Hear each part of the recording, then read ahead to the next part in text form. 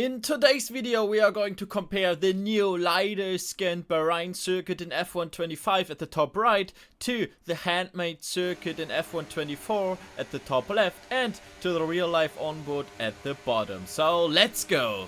As we arrive at the entry of the first turn, you can see that the curb now starts a little bit later in F125, like in real life, and the color of the green matches the real life now a little bit more than before. As we continue now to the apex of the first corner, and you can see a big difference in the curb there between F124 and F125. The 25 version matches the real life curb now much more. It is wider and longer as it stopped right after the apex in F124. It now continues for longer like in real life. We continue now to turn 2, and as you can see there is a massive difference between the inside curb in F124 and F125, and finally after 17 years this curb is now right in the F1 games. Since Codemasters took over for the F1 games in 2009, the curb has always been like it is in F124, completely way too wide. You could cut the inside so much, and in real life, at least since 2005, the curb has been narrow like it is nowadays. So finally, after 17 years, they changed it and made it realistic now. But this is not the only thing which was wrong for many years at Bahrain in the Codemasters F1 game, so let's continue on our lap. The wall at the entry of turn 4 at the left hand side has been brought closer to the track now, so it matches the real life version. But a much bigger difference coming up at the angle of turn 4 and the curb at the inside. As you can see, it's a big difference for the angle of the corner and the curb from F124 to F125, and the F125 version matches the real life version 100%. And like at turn 2, the angle has been like this in real life since 2005. So again, for 17 years the angle of turn 4 was completely wrong in the F1 games. And I also feel like the elevation change of the corner is now much bigger, and you can feel it much more in F125, especially here at the exit where they extended finally the curb in F125, which has been like this for a few years. You can feel the off-camber much more now, and it's quite difficult to get on throttle here. As we continue to the end of the first sector and through turns 5, 6 and 7 here, there isn't really a difference between the two games, but at the inside of turn 8 there's actually a difference in the curb. In F124 it's smaller and ending earlier, but in F125 it's a bit wider and longer like it is in real life.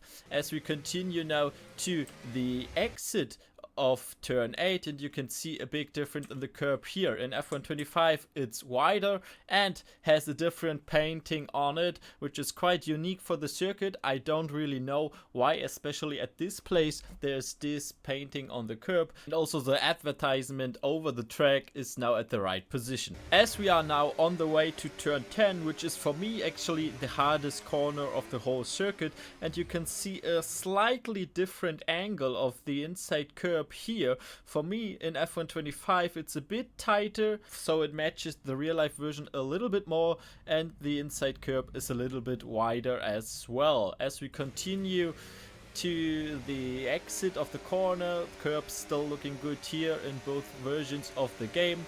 As we are on the next DRS straight coming up to turn 11, there's a little bit of a difference at the curb. The black line between the curb and the painting of the concrete is gone and is now also in red and white. But at turn 11 itself and the next corner, turn 12, there isn't a difference in the two games, so we continue to turn 13, and here there is actually a slight difference. First of all, the wall at the right hand side at the inside of the corner has been moved further away, and I feel like the angle of the corner is a little bit different. It's not much, but there is a bit of a difference. The curb also ending earlier, and the bollard is slightly closer to the curb itself. At the exit then there isn't a difference in the two versions apart from the blue line which is between the white line and the curb, but that's only added to the track in 2025, and the LiDAR scan version is based on the track from 2024. At the final corner though, there is a slight difference in the curb. In F1 25 it's now wider, and the bollard has been moved closer to the track, but I think the angle is pretty much the same here. Around the final corner we go to conclude the lap around the Bahrain International Circuit, and what can I say? The difference which the LiDAR scan made in F1 24 is huge. It's incredible, because we finally have the right angles and curbs around the whole track, especially at turn 2 and up at turn 4. It makes a huge difference for me in driving, because in the past I never really liked to drive around Bahrain in the F1 games, and I never really know why, but I think now I know why, because an accurate track compared to real life makes a huge difference in the immersive experience in the F1 games. I really like the changes, and Codemasters did a great job around the track in Bahrain. What are your thoughts about this? Let me know in the comments down below. Leave a like if you enjoyed the video, and subscribe to my channel so you don't miss any future F1 content, and there are exciting things coming up. More about that in the near future. But now, bye bye.